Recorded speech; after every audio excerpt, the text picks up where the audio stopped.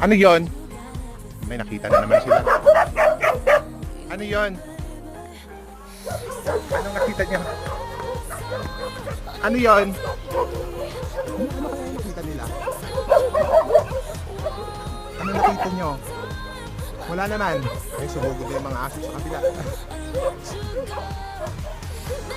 Si Minion. Nakikiusap sa Nilagyan ko uli ng phone si Minion para hindi niya makamot yung tenga niya. Nangangati-ngati. Siguro gumagaling na. Balik na, nandito na yung dinner. Si Choco, ang bilis tumakbo. Balik na, balik. Malapit na i-prepare yung dinner.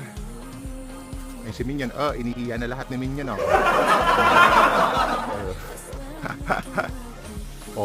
may pasipa-sipa pa yan, eh. Minion! Uwi na, uwi!